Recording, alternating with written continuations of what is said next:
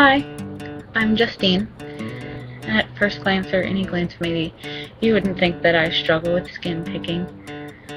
But I do, and I have as long as I can remember. First time I remember I was 5, and I remember that one really clearly because I don't know if anybody's ever heard of a magic slate, but it had this little plastic pencil that came with it too. And I had a big scab on my knee or something like that, and I thought it would be fun just to like really just pick it off with, just color over it and like pick it off. And it created a scar that I still have to this day. And I don't know, that's my first memory of that. I don't know, I guess I really liked it. It felt cool. And I used to have a big problem, I guess the next year when I was like 6, I would always pick at my scalp.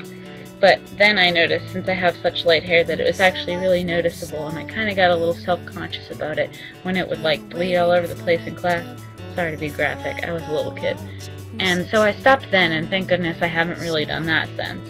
I used to pick at the back of my arms, and still kind of do that, but not as much as I pick at my face, which is bad because, I don't know, it's gross, but it's kind of like I almost look forward to getting a pimple because I really like to pick at it, which is nasty, I know.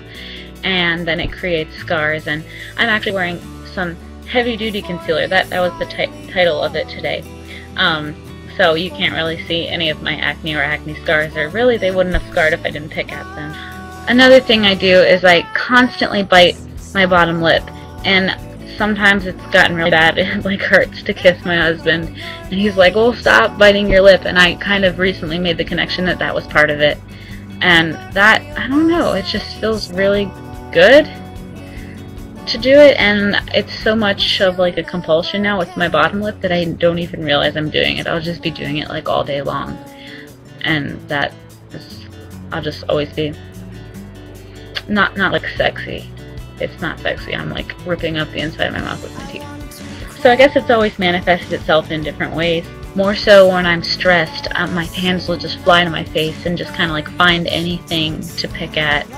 So some techniques that I've been trying, usually I guess I try to stay away from the mirror, because I'll just go up to it and then waste so much time just taking out my face.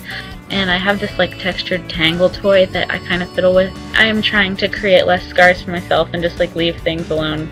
It's actually really hard because I tried to do it for 1 week one time. I said, if I don't pick at my face for an entire week, I'm going to buy myself this pack of socks that I really want, because I really like fun socks, and it was something I didn't really need. It'd be a treat. So I said I was going to do that.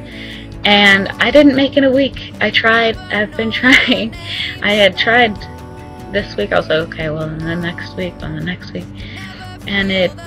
I never did. So kind of sometimes goes along with my urge to self-harm, because if I had self-harmed, then the next thing I do usually is pick off the scabs, because it's like, I guess my rationale behind that is that I'm not self-harming again, because I'm trying not to do that, you know, trying to recover from that. So it's like, well, I'm not doing that, I can just pick off scabs. Sometimes I don't even realize I'm doing it.